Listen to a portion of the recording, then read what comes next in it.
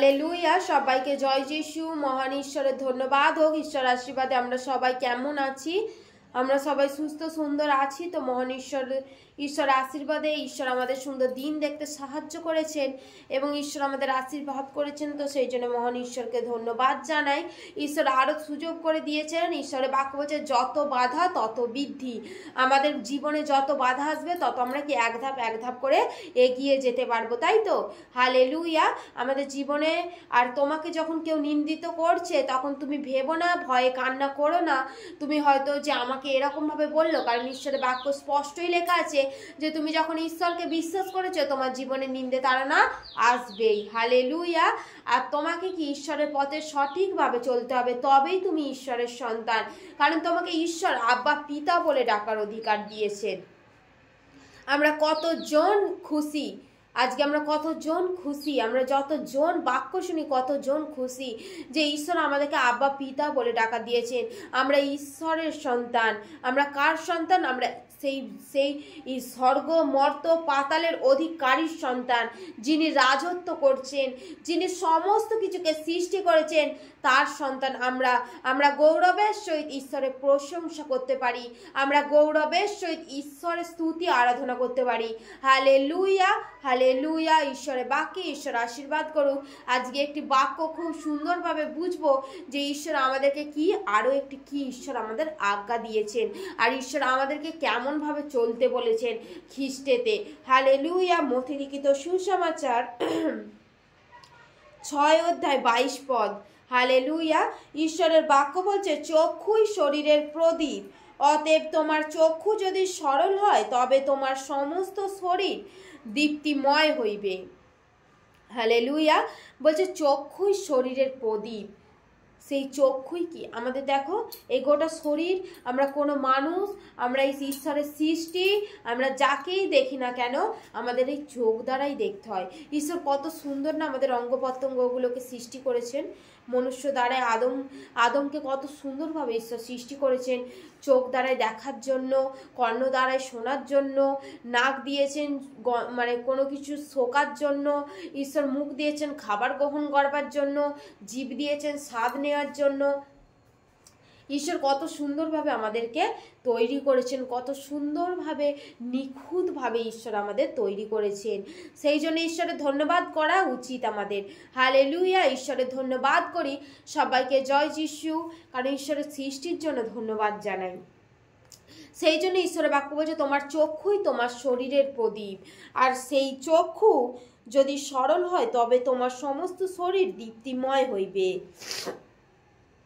বলছে সেই চোখ যদি তোমার সরল হয়, এই চোখ দ্বারাই কি আমরা লোভ দেখছি, এই চোখ দ্বারাই কি আমরা সেই চুরি দেখছি, এই চোখ দ্বারাই কি আমরা হিংসা করছি, এই চোখ দ্বারাই কারোর সাথে কি পর চর্চায় জড়িয়ে পড়ছি, পর নিন্দায় জড়িয়ে পড়ছি, কারোর সাথে ব্যভিচারের মধ্যে জড়িয়ে পড়ছি, এই চোখ দ্বারাই।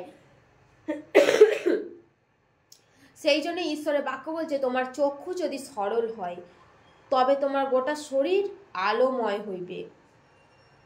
এই চোখ যদি আমাদের সরল হয় তাহলে আমাদের কি গোটা শরীর আলো হবে, তাই তো? আমাদের গোটা শরীর আলোময় হয়ে উঠবে।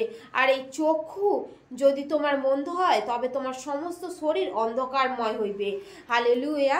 বলছে এই চোখ যদি তোমার অন্ধকার দেখে, এই চোখ যদি তোমার ঈশ্বরের বিরুদ্ধে চলে, এই চোখ যদি তোমার কোনো ভুল পথে চলে, তখন তোমার গোটা শরীরটাই কি অন্ধকারময় হইবে।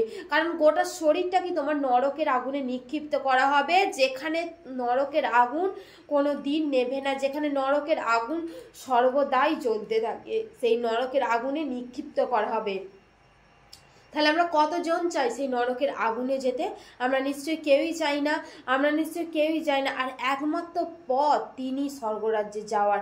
আমরা হয়তো সঠিক পথে চলেছি, আমরা হয়তো সমস্ত কিছুকে পালন করেছি, কিন্তু আমরা যিশুকে জানি না, তাহলে কি আমরা সেই স্বর্গরাজ্যে প্রবেশ করতে পারবো না। আমরা যদি সঠিকভাবে চলি এবং ঈশ্বরকে বিশ্বাস করি, সেই প্রভু যিশুকে বিশ্বাস করি, তবেই আমরা সেই স্বর্গরাজ্যে যেতে পারবো।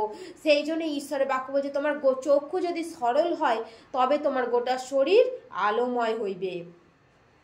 তবে তোমার গোটা শরীর, এই চোখ দ্বারা আমরা কি ভুল করে ফেলি, আমরা পাপ করে ফেলি, কিন্তু না, আমরা এই চোখে, আমাদের এই গোটা শরীরের মালিক হচ্ছে এই চোখ। কারণ এই চোখ দ্বারা যদি না আমরা পাপকে ভিতরে না ঢোকাই, তাহলে কি সেই শরীরের মধ্যে আমাদের পাপ ঢুকবে না। আমরা সেই চোখটাকে যদি বেরিয়ে নিয়ে আসি, তাহলে আমাদের চোখটা কি, আমাদের যদি কোনো খারাপ জিনিস যদি না দেখে, চোখ যদি না কোনো কিছু অনুশোচনা করে, চোখ যদি না কোনো কিছু না ভাবে, তাহলে আমাদের গোটা শরীর কি ভাবতে পারে না। সেই জন্যই ঈশ্বরের বাক্য এখানে বলছে যে তোমার চোখ যদি সরল হয়, তবে তোমার গোটা শরীর আলো হবে। আর এই চোখ দ্বারাই যদি কোনো কিছু আমরা রাস্তায় যাচ্ছি, যদি আমরা দেখি যে ওই ছেলেটা তো খুব সুন্দর, ওই মেয়েটা তো খুব সুন্দর, তখনের মধ্যে কি আমার পাপ চলে এলো এবং আমার গোটা শরীর ভাবতে শুরু করলো সেই পাপের কথা। সেই জন্য এখানে ঈশ্বরের বাক্য বলছে সেই চোখ যদি তোমার সরল হওয়া উচিত, চোখ যেন তোমার সরল হয়। হালেলুয়া। সেই জন্য আমাদের চোখকে সরল করা উচিত আছে, চোখকে সরল করার দরকার আছে।